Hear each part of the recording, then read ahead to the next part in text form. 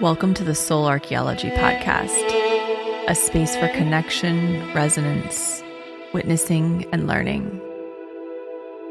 Together we'll harvest medicine from the spiral of life, sharing conversations with other embodied humans who have navigated their own initiations and found alignment with their true soul essence. With weekly astrology, energy updates, embodied conversation, and channeled teachings, this is a space for you to land and find resonance with the spiral of your own soul.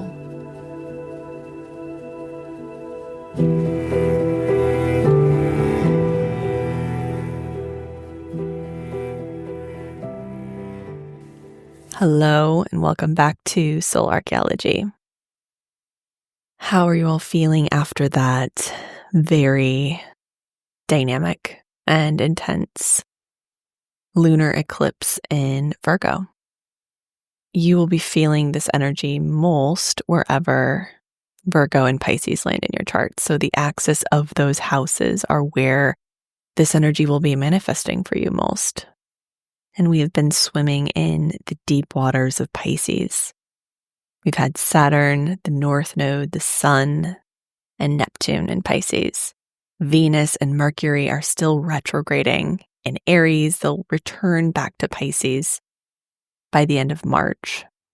And this week is part of the middle space between eclipses.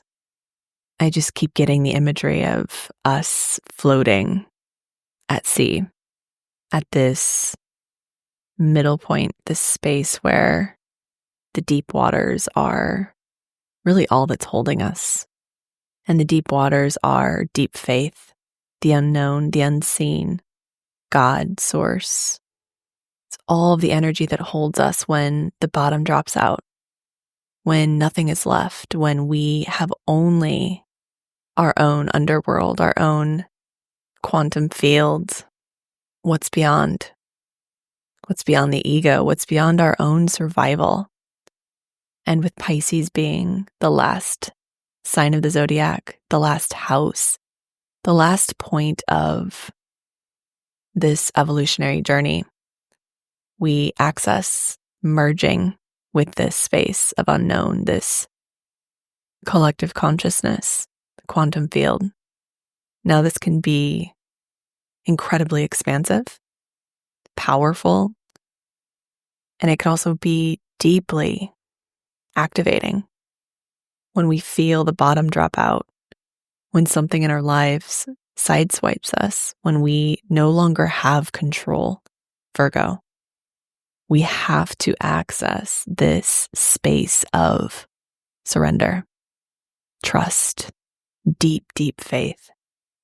We must merge with the mystery, with the unknown, with the deep waters, with the dark void. This is the space where everything occurs.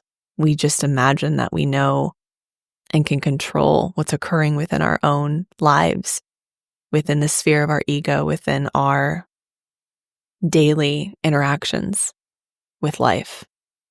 But really, what's occurring is held within this space of the unknown. This is where the mysteries lie. This is where the potentials lie. And when we only operate within the known, we limit ourselves. We're no longer able to access the mysteries, the miracles, the potentials swirling around because we're contracted into this space of fear, control, operating with what we've done before, the past, the memories. And this is the point of Virgo and Pisces. This is the point where we release and let go of what's been known, what's within our control, and we embrace what's beyond. So these are the deep waters. This is where we trust that we will find our anchor point, the land again, where we no longer fight the current, but allow it to carry us to where we need to be. So, as we know, the middle space between eclipses is where the most transformation occurs, where we see the most change and shift. The day of the eclipse is actually this silent point. It's this reset point.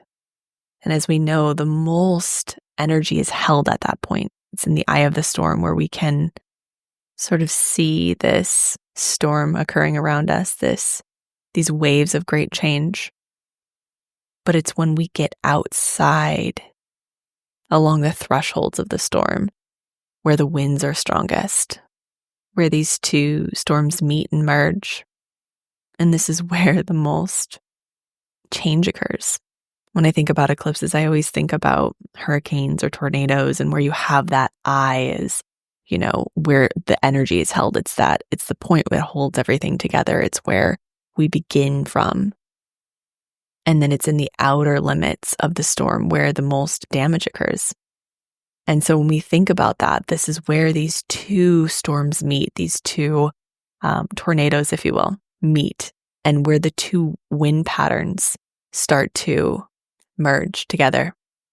This is not a negative experience. This is deeply powerful. It's where we get to shift so much of what we've been needing to shift within our lives. It's where the winds of fate carry us. So what's interesting is that we're in between these two eclipses. We're moving from this total lunar eclipse in Virgo that we had last week into a partial solar eclipse in Aries on March 29th. So this in-between space is where so much begins to shift and move. And this is happening without our participation often. And this doesn't mean that we haven't participated in these shifts leading up to this event. So we've been participating in our own experiences. We have free will. We've been creating and co-creating with the universe our entire lives, our entire existence. And the choices we've made leading up to this point are going to carry us through this eclipse portal. So these karmic forces, the eclipse is coming in and shifting and changing what's beyond our control, is really a product of the choices we've made and what we've chosen to enter into this life with, the lessons and the learnings we've decided to sign up for. And it will reveal how far out of alignment we've become, where we've maybe deviated from our path. Or it might bring in and out things that are just part of our journey, things that we need to meet, need to see, need to experience in order to have the whole and full experience within this lifetime. So eclipses are karmic, they're fated events, but this does not mean that we aren't participating in the experience. We're choosing all the time. So from now until March 29th, we are in the eclipse portal. Things will come in and out quickly. We're also in a Venus and Mercury retrograde. So I would just be aware of what comes into your life and what leaves during this window. It's not a time to react or respond quickly. It's a time to sit and marinate and really touch and feel into how it resonates for you. It's not a time to make big, huge changes, shifts, decisions.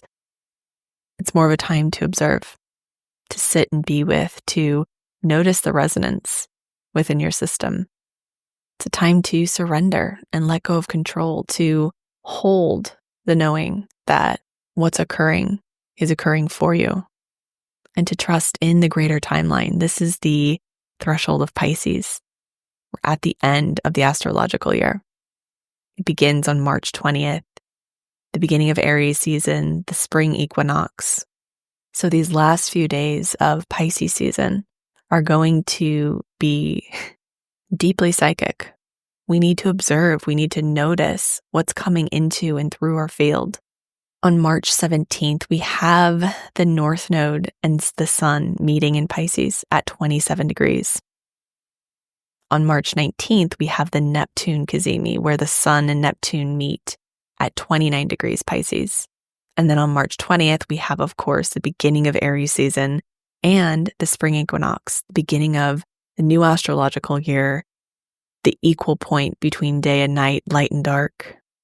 And then on March 22nd, we end this week with a Venus Cazimi. an interior conjunction between Venus and the sun, which is just a fancy way of saying that the sun is meeting with Venus retrograde. So this week, we're still in the in-between, but insights begin to emerge. We start to see what's beyond this threshold. We've been standing at the threshold of the unknown. We've been standing, waiting patiently to see what's beyond this space, what the next chapter holds for us. We're at the threshold of a new astrological year, the spring equinox, and a time of great initiation. When Neptune enters Aries at the end of the month on March 30th, I guess it's next week already, it's wild, but Saturn will follow in May. The next few months are these months that I've been talking about, 4 months. And this is when the energy really begins to pick up. The first part of 2025 has been so slow, murky. It could feel like you were moving through mud, or so much was leaving your field without what's coming in being revealed. And with the stellium in Pisces, it's been hard to see the boundaries, the limits. The veil is so thin. We're sensing what's beyond, but we might not actually know what that is. So often when we receive psychic information and data, we can sort of like digest and process it as fear, process it as something that's unknown, which oftentimes our physical bodies interpret as danger or threat. Our anxiety can kick up because we're processing and taking in psychic information that is beyond our knowing and understanding within our conscious mind. So we can oftentimes interpret this information as scary or a threat because it's so unknown. So our physical survival systems begin to alert us to a threat. So when we're in these deep waters, we have to work really intimately with our nervous systems to stay within that threshold of regulation as often as possible. When we leave that threshold, being with the activation, the threat, the fear, so that we can return back and rewire the experience as a positive, as an expansion moment, as simply our thresholds being expanded. It's when we get stuck in those states of hyper or hypo activation that keep us in the loops. So we want to be tested a little bit. We want to feel what's beyond the space. We want to feel what's beyond our conscious mind, because that's where the expansion occurs. That's where our dreams lie. That's where the miracles happen. We want to be tested. We want to experience that activation, but we also want to integrate it. And I'm seeing a lot of looping in fear right now. Not as much with my clients because we're working through it, but with a lot of people in the world, with the collective frequency. And this fear frequency is what keeps us stuck. It's what keeps us small. It's what keeps us sick. And it's when we loop through that space and when we're not able to return to that threshold, that space of regulation, where we get stuck. So we need to work with this Piscean energy. We're going to start to see more pieces and parts of what's beyond the veil, what's within the unknown, as we navigate 4 different Cazimis over the next week. We have the Sun and the North Node conjoining on March 17th. On the 19th, we have Neptune in the Sun. And then on the 22nd, we have Venus retrograde in the Sun. And on the 24th, we have Mercury retrograde in the Sun conjoining. So when we have a Cazimi, it's really where a planet meets the heart of the Sun. It's a point of strengthening, fortification, illumination, clarity. I always feel like it's a time of crystallization when things become more clear, when the energy of that planet is strengthened so we can work with it more intimately so that we can find the clarity we're seeking. We've just been picking up psychic data for weeks and maybe not even knowing where to put it. This is where we start to see the spaces and places where it can go. We are at the threshold of the unknown, of the mystery. And Pisces, in its highest expression, is able to float It's buoyant within these deep waters. I had a client talking about our work together, and she said last week that she feels buoyant. And I thought that was really one of the most powerful ways to describe the highest expression of this time. And the space we really want to access for ourselves is this buoyancy, this ability to remain with and of the water, but not consumed by it. Where we can stay connected to ourself, the ego, to move through life in the ways we really want to and seek to stay our own singular self, but also part of the great energetic current. We want to remain buoyant, to dance with the current, with the waves. But it will challenge our survival brain. It will challenge the parts of us that seek to control what has been, the past, because it's the known. It's the safe space, right? We have 2 interior conjunctions between the Sun and Mercury over the next 10 days. And that just occurs when the Sun and a planet that is retrograde meet. So the energy is internalized. Both Venus and Mercury are retrograding through the first degrees of Aries. They'll enter Pisces at the end of this month. But for now, we're observing our relationship with will, with power, with control, with direction, purpose. Where do we grip and force? And how can we soften and surrender more? Also, where can we see the layers of illusion within our relationships, within our values? Where are we living outside of alignment? Where do we need more initiative, more will, more courage, more zest?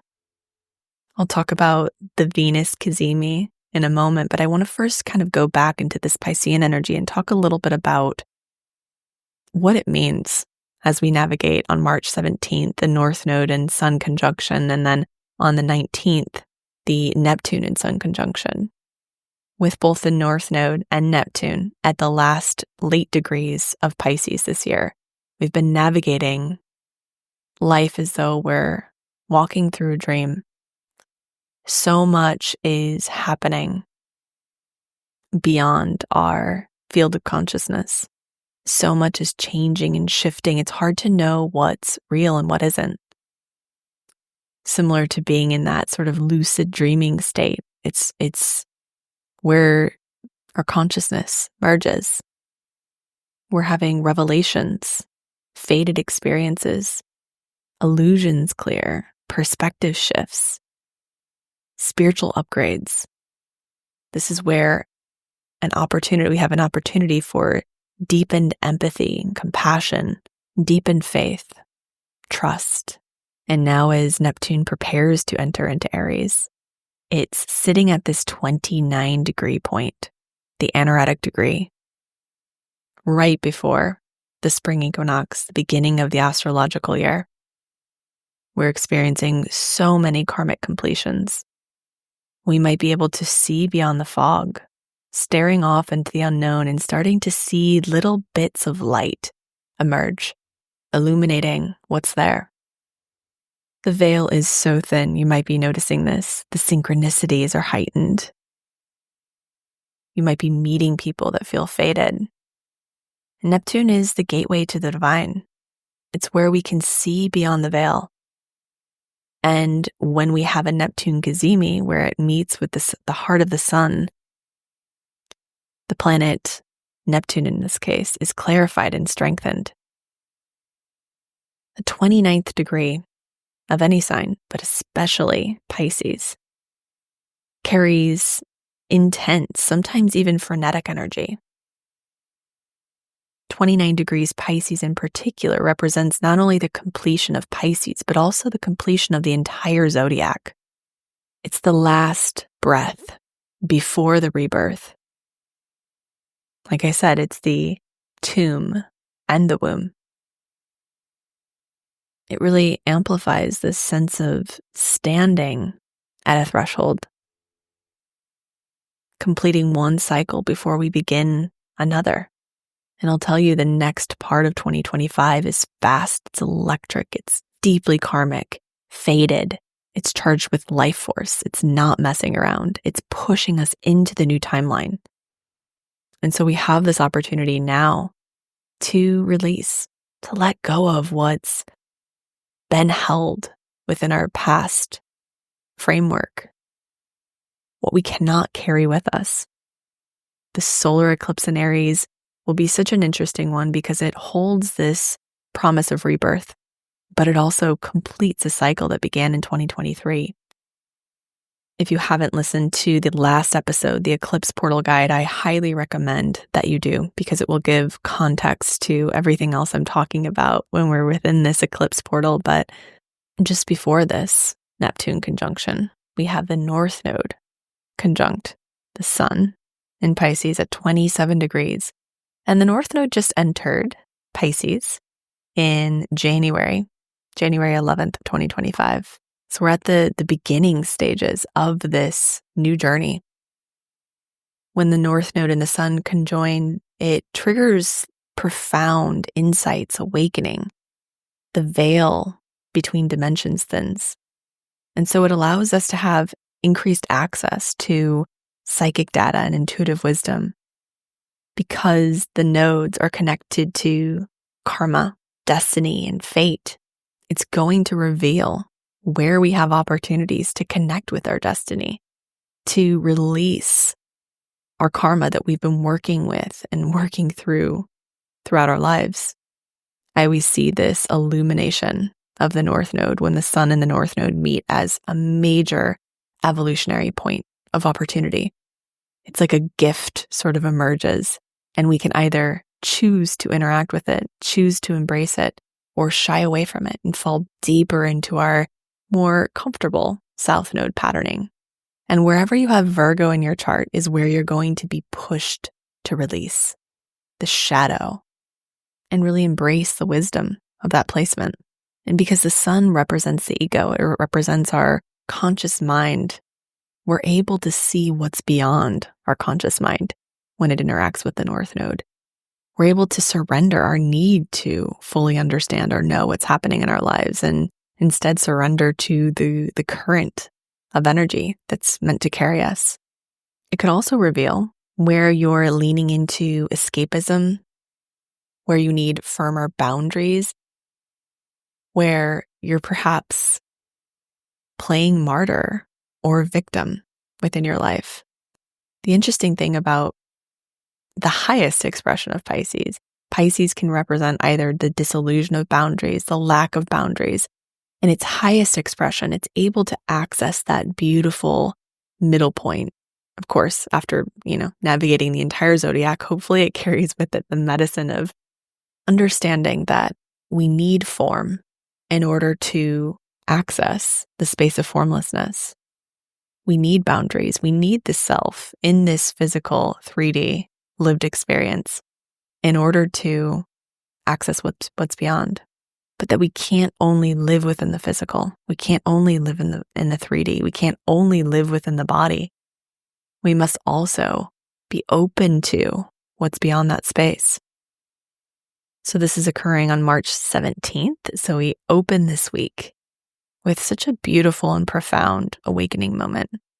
You might receive lots of psychic downloads and information, intuitive hits. You may feel spirit very close. You might be interested in starting to look at and study what's beyond this lived experience, the afterlife, near-death experiences, the telepathy tapes. I haven't even gone there yet on this podcast. Well, first, I haven't listened to the full thing, but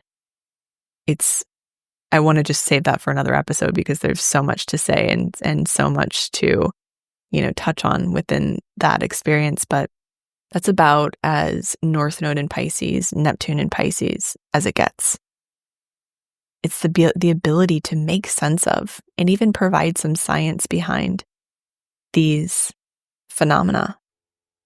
I was at a Joe Dispenza retreat this weekend, and I've always loved his work, and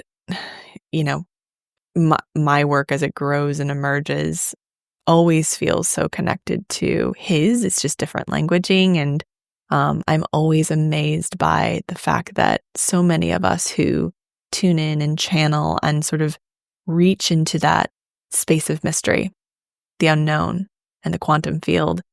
When we channel from that space, we're receiving the same information.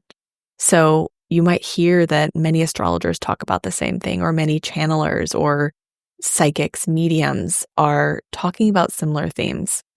And that's because we're working within the same conscious quantum field. So it's fascinating because we're starting to see this information trickle through and into the collective conscious mind. We're starting to see people make sense of it. We're starting to see science take it seriously. So it's such an incredibly fascinating time in human history. I think in many ways we have pedestaled science as God, and it simply is not. It's simply a communication system. It's a way to analyze and make sense of and organize data. And so there's so much beyond science. And we know only a tiny fraction. Science is only a few hundred years old, modern science, I should say. And so we only know a tiny fraction of what's actually occurring.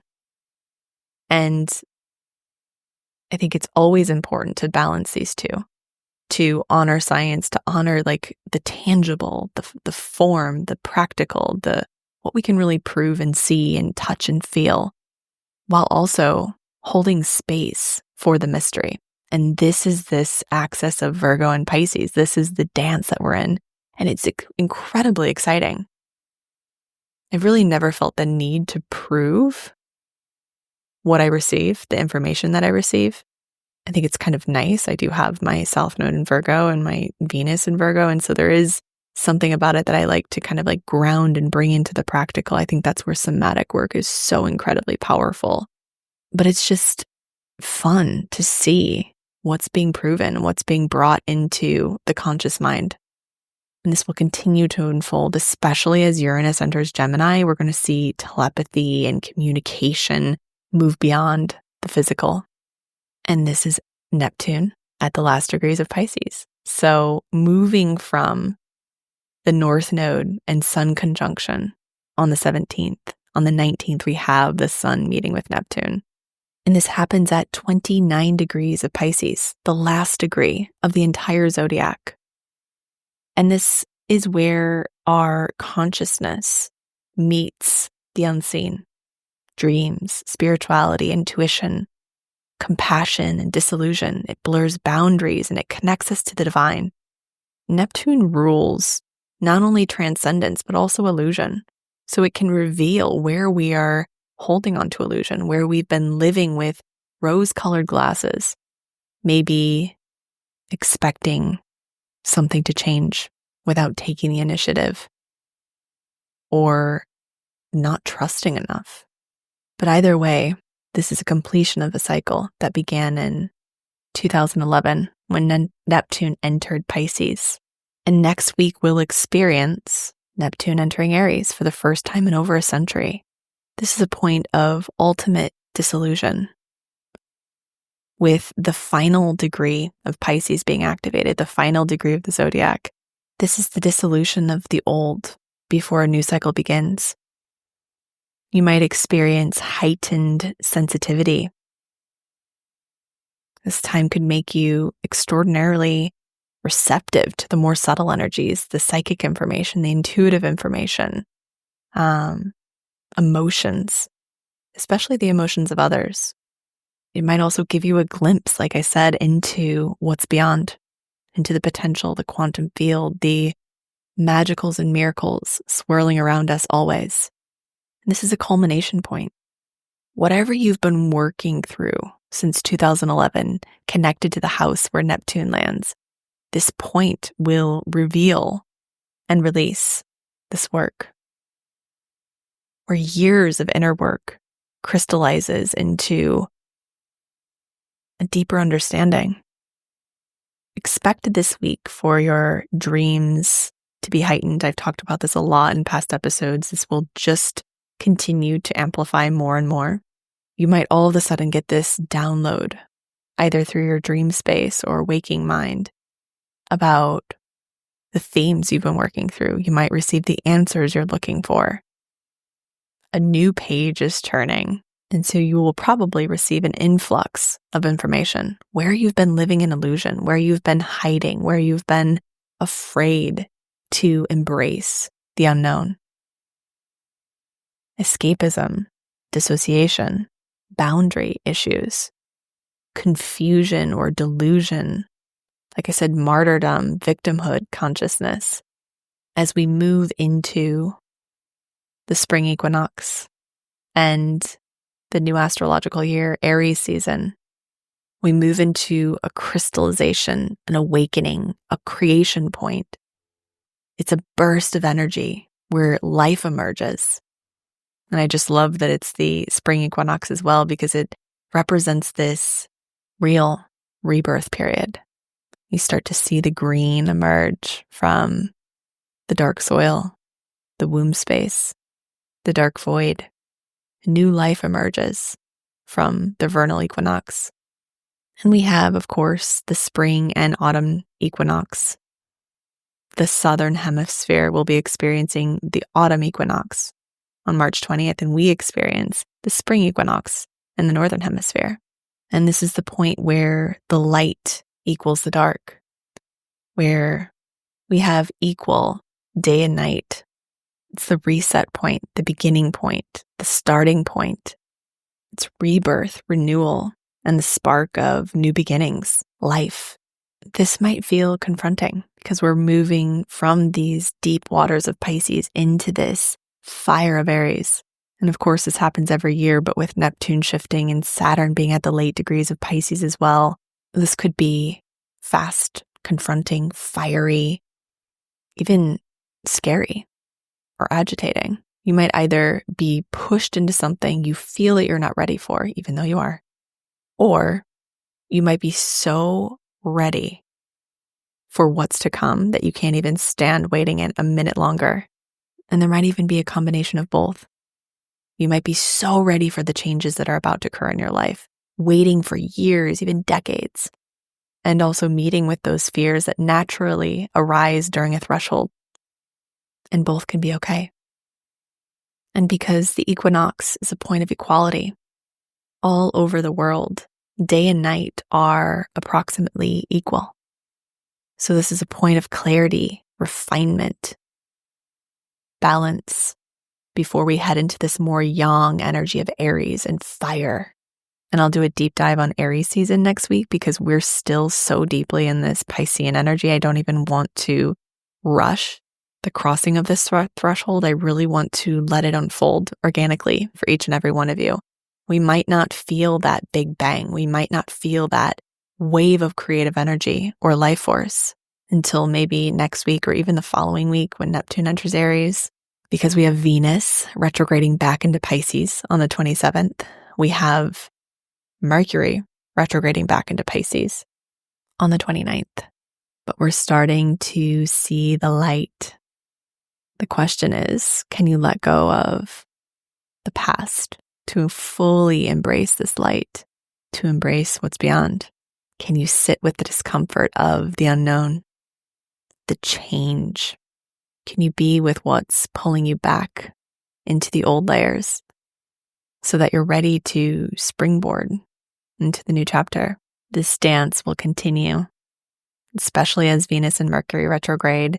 It's going to be going into our layers of values, relationship, relating, our connection to self, and how that informs our relationships, our layers of illusion, romanticizing, any hesitancy we have to root into reality. With Venus retrograding at the first degrees of Aries, it's going to bring us back to all of this energy we've been working with since 2023 around relationships and the self, as the North Node was moving through Aries. So it might bring up past experiences, past work that you've been navigating around the self, values, resources, relationships, choices, money. It really depends on where Aries and Libra land in your chart. But we're still doing this dance, this back and forth, this going back into the past to clear and dissolve what's been, to open up space for what can be. I will say, along Venus's 40-day journey through the underworld, we're at the point where she begins to move upward, the Cazimis point. So on March 22nd, she begins to move up and out of the underworld. Now, this doesn't mean that she's out of the underworld. It just means that she's not at the rock bottom of it. So she begins her ascent. And as she begins her ascent, she starts to collect more information. She might start to download some realizations. There's more light that begins to emerge, so we have access to more awareness. So we're beginning to see the light at the end of the tunnel. Sit with the discomfort of the unknown a little bit longer. There's so much medicine here. Don't rush into the next timeline. Don't bypass this work. It's so fertile, so nutrient dense and rich. If you haven't already, I would recommend downloading the Eclipse Portal Guide. It really goes into the energies of these two eclipses, how we can work with the in-between, how we can fully embrace the activity of March and beyond. I'll link that in the show notes. And I also wanted to mention I have a few spaces for private mentorship emerging at the end of March. So if you're interested, I recommend booking a clarity call. This is a very deep, potent, immersive container of alchemy that we navigate together. I'm always truly, truly amazed by the co-creative power of this container and how your soul really knows when it's time and navigates just incredible, profound transformation and growth when it has this container to really hold it. So if you're interested in learning more, I will link it in the show notes to book a clarity call. I'll also link the page for the mentorship so you can learn more. I'm so, so grateful for each and every one of you. Thank you so, so much for being present, for being you, for being dedicated to this path. Thank you always for sharing, rating, reviewing, posting on social media, sharing with a friend or family member. It just truly means the world to me. I hope you have a beautiful and illuminating week.